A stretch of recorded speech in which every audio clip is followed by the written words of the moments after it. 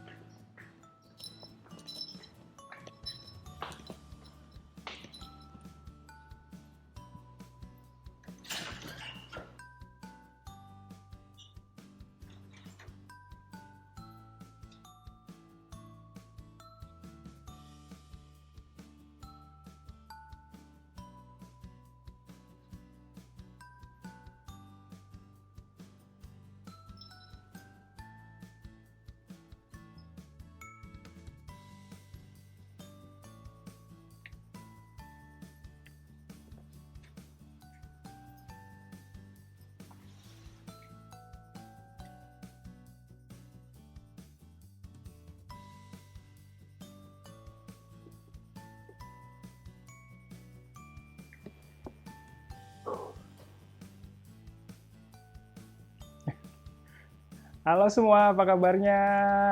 Kalian pasti sehat semua ya. Sekarang kondisi penyebaran virus corona di Indonesia tambah parah. Nah, karena itu pengawasan di kantor saya juga jadi ketat. Minggu kemarin saya dan teman kerja yang lain diminta untuk ikut tes swab antigen. Tes ini dilakukan dengan cara ambil sampel cairan yang ada di bagian pangkal hidung. Saya ikut tes swab ini di klinik dekat kantor. Saya takut banget karena katanya tes ini kurang akurat. Saya khawatir hasilnya positif, tapi setelah hasilnya keluar, saya lega banget karena hasilnya negatif. Terus setelah beli laptop baru, saya harus pindahin data yang ada di laptop lama ke laptop baru. Ini hal yang paling nyebelin kalau punya laptop baru. Dulu biasanya saya pindahin data satu persatu pakai flash disk. Tapi sekarang udah banyak cara untuk pindahin data. Saya putusin untuk pindahin data pakai aplikasi dari Lenovo. Nama aplikasinya adalah apa itu? Lenovo Migration Assistant. Ya. Aplikasi ini dari Lenovo tapi bisa juga dipakai di laptop merek lain. Walaupun praktis, tapi karena datanya banyak, jadi lumayan makan waktu. Oh ya, saya juga mau update mengenai sayuran hidroponik istri saya ya. Akhirnya, tanaman sawi juga bisa dipanen. Daunnya lebar-lebar dan kelihatan seger banget. Kata teman istri saya yang lulusan jurusan pertanian, sawinya bagus banget. Saya biasa makan sawi bareng dengan Indomie. Mungkin banyak orang Indonesia yang makan sawi seperti saya. Kalau kalian beli Indomie di restoran, pasti ada daun sawinya. Rasa sawi istri saya udah pasti enak banget ya.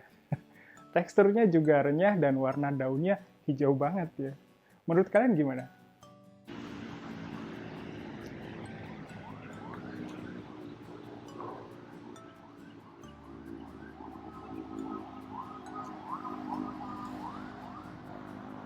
Oke, itu tadi catatan saya minggu kemarin. Bulan ini jumlah orang Indonesia yang kena virus corona bertambah. Menurut Worldometer, jumlah kasus virus corona di Indonesia sekarang mencapai 2.256.851 kasus. Indonesia duduk di peringkat ke-16 sebagai negara dengan kasus virus corona terbanyak. Saya lihat kalau Jepang ada di urutan ke-34 dengan jumlah kasus sebanyak 801.721 kasus. Dengan kondisi seperti sekarang, saya dengar Jepang akan tetap adakan Olimpiade musim panas. Kalau saya sih nggak setuju dengan pelaksanaan Olimpiade itu.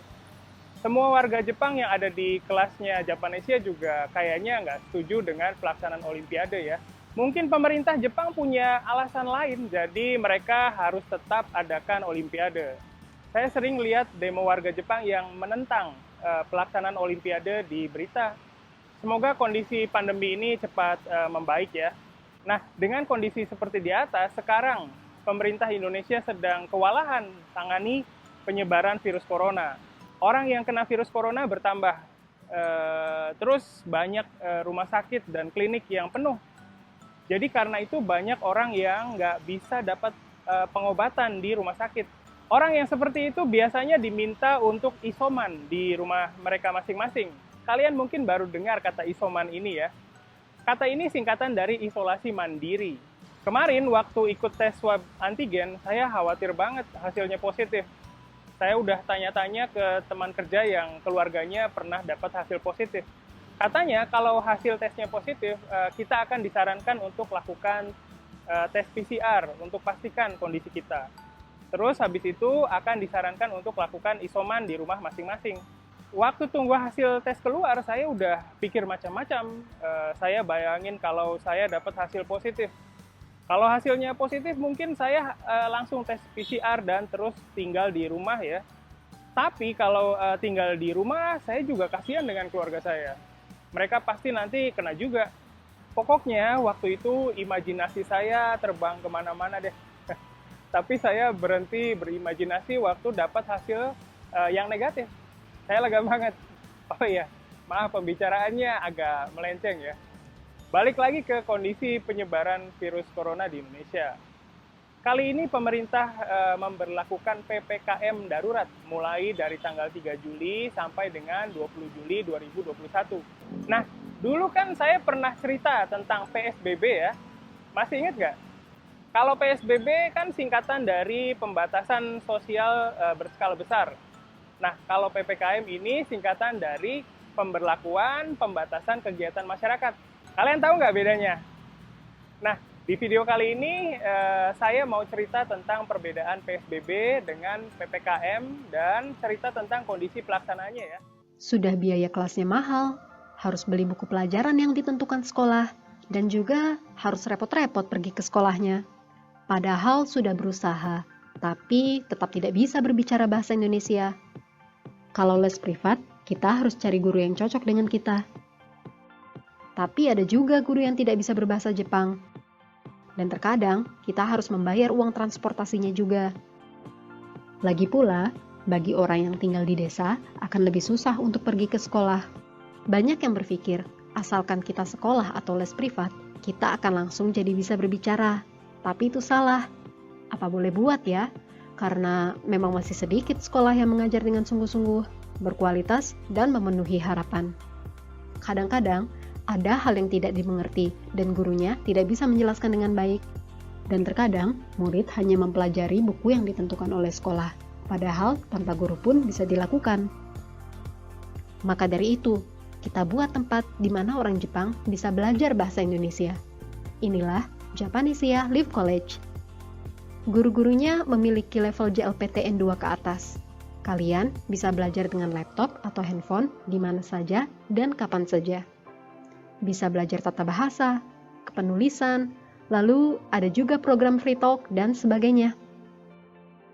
Pelajarannya diunggah ke website, jadi siapapun bisa menontonnya di waktu yang diinginkan. Dan tentu saja bisa diunduh agar bisa dilihat secara offline. Para murid bisa bertanya kepada guru kapanpun, agar bisa langsung memahami pelajaran yang masih sulit dimengerti. Tentu saja, kalau hanya lewat dunia maya, kurang bisa merasakan ikatan dan kebersamaannya. Maka dari itu, kadang-kadang kita adakan acara nongkrong ramah tamah antara murid-murid dan guru-guru Japanesia. Maupun Anda seorang pemula atau level menengah yang ingin meningkatkan kemampuannya, sekarang Anda bisa segera melakukannya, bahkan dengan dana yang terjangkau. Anda masih ragu? Jumlah murid kami sudah lebih dari 100 orang sejak kami buka. Silahkan cek website kami ya.